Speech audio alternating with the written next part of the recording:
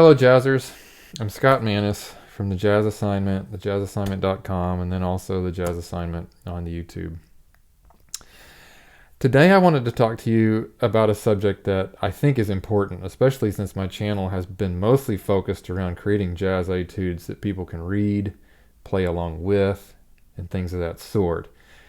And the idea or the thought is how do you use jazz etudes to get to the ultimate point where you really want to be, and that is to be a pure improviser. Someone who stands up in front of the band and plays, knows the chords, knows the tune, knows the chart, knows exactly where he or she wants to go with the tune. The great thing about etudes is it's a way to present ideas in a clean fashion, to think through every little thing and every little connection, and again, to present that to someone as something to follow, a model to follow. The problem is, and especially I think the problem for note readers that we need to be aware of, is that is not the space where jazz improvisation happens. And note readers especially could get into a habit of collecting jazz etudes and playing them, and even playing them very well, and yet not really getting into the improviser's mindset. An improviser composes 1 minute's worth of music in 1 minute's worth of time. It's a very different world. Now, like me and like a lot of people who play instruments, you probably started in a school system and they taught you to read the notes, and of course that's a very great skill to have, and it's the perfect way to bring a large organization together and keep them on the same page, no pun intended. You've got to read the chart and you've got to do it well in order for the whole thing to function. Jazz improvisation, however, is a connection between the mind and the body and the soul and the spirit of the music and what's going on around you at that very moment in the rhythm section, and what you're feeling in that moment, what everybody's feeling, what's going on in the audience, and the mood that's there. And you're not going to get that in an etude. An etude is a great way to convey a few ideas, yes, but it's not going to put you in the space of a jazz improviser.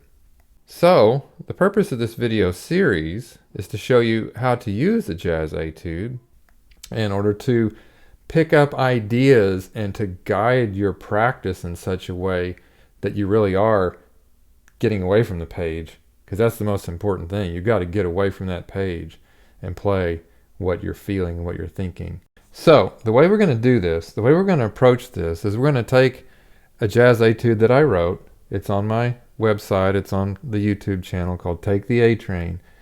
It's a very simple solo.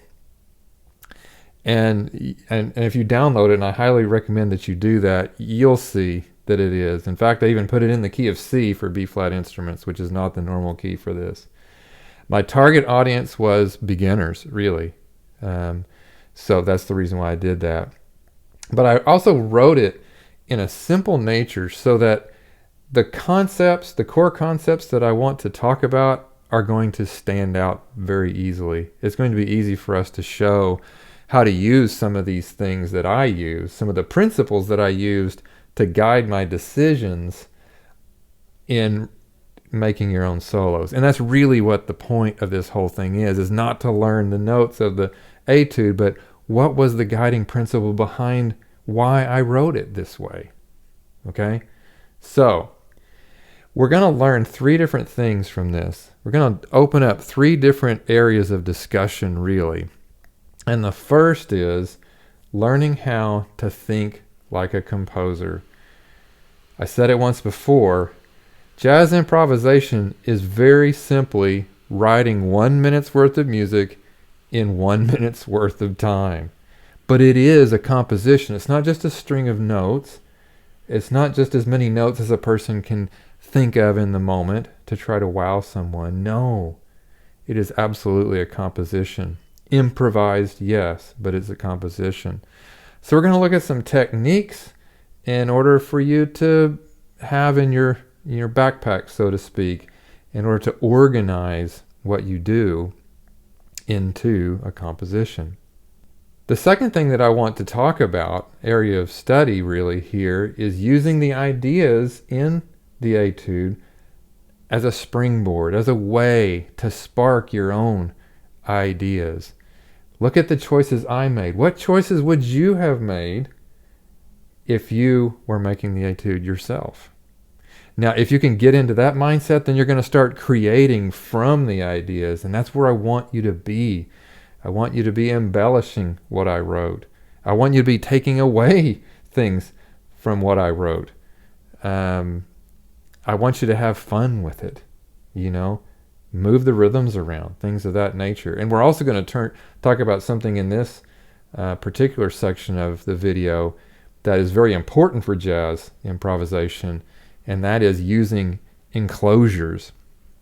And enclosures are ways of making phrases a lot more interesting and a lot more bouncy, a lot more windy in a bit. So, and they're a lot of fun, and it takes a bit to learn how to use them, but they're actually a very simple concept of using enclosures.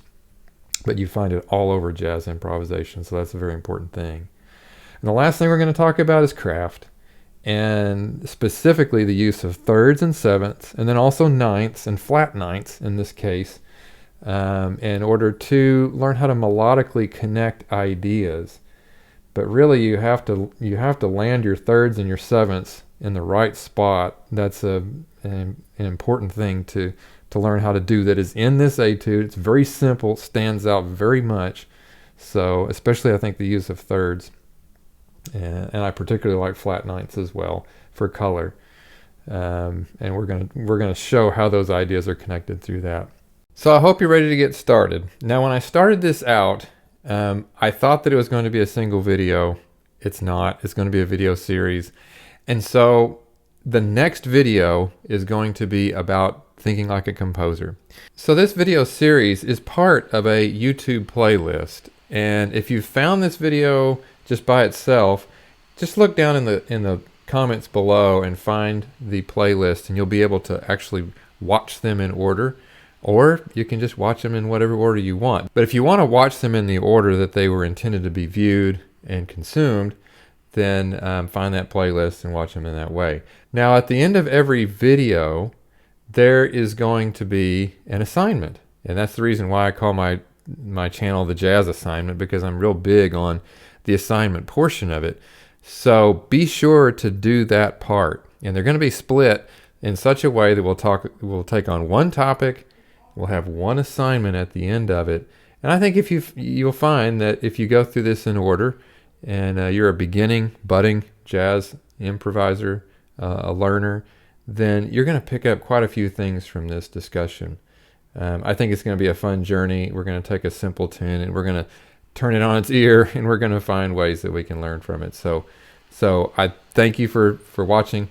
Please stay tuned for the next video.